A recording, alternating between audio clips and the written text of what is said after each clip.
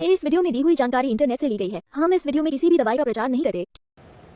आज हम बात करेंगे मानसिक स्वास्थ्य से जुड़ी एक बहुत ही महत्वपूर्ण दवा के बारे में, जिसका नाम है फ्लूडैक कैप्सूल। ये दवा मुख्य रूप से डिप्रेशन, घबराहट और ओसीडी जैसी मानसिक समस्याओं को ठीक करने के लिए डॉक्टरों द्वारा दी जाती है। आज के इस वीडियो में हम समझेंगे कि ये दवा कैसे काम करती है, इसे लेने का सही तरीका क्या है और किन बातों का ध्यान रखना चाहिए। तो वीडियो को पूरा ज़रूर देखें। सबसे पहले जानते हैं कि इस कैप्सूल में आखिर क्या है। तो दोस्तों, ये एक एंटी डिप्रेशन दवा है।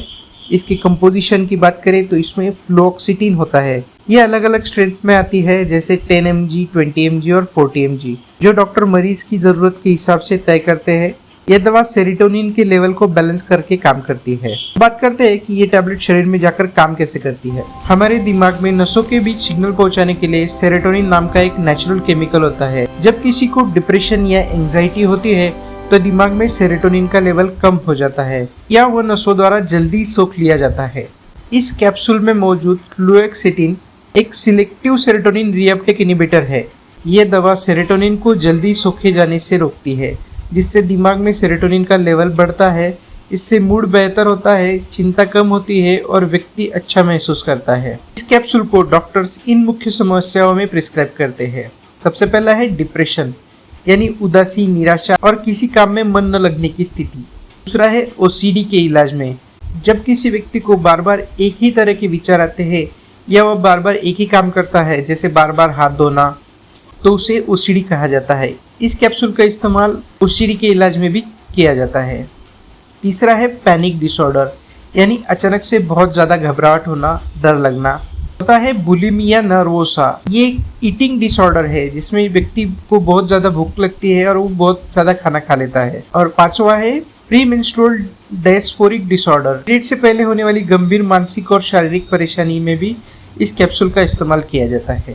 अब बात करते हैं इसे लेने का सही तरीका और डोज। इस दवा का पूरा फायदा तभी मिलता है जब इसे सही नियम से लिया जाए। सबसे पहला नियम है, इस दवा को कभी भी अपनी मर्जी से शुरू या बंद न करें, ये डॉक्टर की सलाह से ही ली जाती है। दूसरा है, आमतौर पर इसकी डोज दिन में एक ही बार लेने की सलाह दी जाती है, क्योंकि लोगों को इससे नींद आ सकती है, तो डॉक्टर इसे रात को लेने को कह सकते हैं, या कुछ लोगों को ये दिन में भी लेने की सलाह दी जाती है।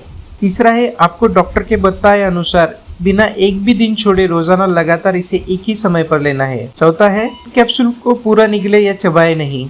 सबसे महत्वपूर्ण नियम है, इस दवा का असर दिखने में 2 से 4 हफ्ते लग सकते हैं, इसलिए धैर्य रखें और दवा लेते रहे। अब बात करते हैं साइड इफेक्ट्स की। शुरुआत में जब शरीर इस दवा के साथ एडजस्ट करता है तो कुछ साइड इफेक्ट्स हो सकते हैं, लेकिन ज्यादातर ये समय के साथ अपने आप ठीक हो जाते हैं। आपको साइड इफेक्ट दिख सकते हैं, जैसे जी मिचलाना या पेट खराब होना, सिर दर्द, चक्कर आना, मुंह सूखना, नींद ना आना या बहुत ज़्यादा नींद आना, सेक्सुअल की इच्छा कम होना। अगर ये लक्षण बहुत ज़्यादा परेशान करते हैं तो अपने डॉक्टर से ज़रूर बात करें। अब बात करते हैं सावधानियों के बारे में। इस दवा को लेते समय इन बातों का विशेष ध्यान रखें। पहला है अल्कोहल। इस दवा के साथ शराब का सेवन बिल्कुल न करें, क्योंकि इसके साइड इफेक्ट्स और चक्कर बढ़ सकते हैं। दूसरा है गाड़ी चलाना। इस कैप्सूल से सुस्ती या चक्कर आ सकते हैं, इसलिए दवा लेने के बाद शुरुआती दिनों में गाड़ी चलाने या मशीनरी पे काम करने से बचें। तीसरा है दूसरी दवाइयाँ। अगर आप कोई दूसरी दर्द की दवा, खून पतली करने की दवा या कोई मानसिक रोग की दवा ले रहे हैं तो डॉक्टर को ज़रूर बताएं, क्योंकि इनका आपस में खतरनाक रिएक्शन हो सकता है। चौथा है लत। ये दवा आमतौर पर हैबिट फॉर्मिंग नहीं मानी जाती, लेकिन फिर भी इससे डॉक्टर की सलाह के बिना अचानक बंद न करें, वरना विड्रॉल सिम्टम्स हो सकते हैं।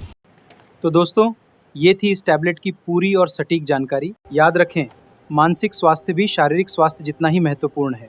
अगर आप या आपका कोई अपना तनाव या चिंता से जूझ रहा है तो डॉक्टर से परामर्श करने में झिझके नहीं। अगर आपका कोई सवाल है तो कमेंट बॉक्स में ज़रूर पूछें, और ऐसी ही सही मेडिकल जानकारी के लिए हमारे चैनल फार्मा सेवा को सब्सक्राइब करना न भूलें।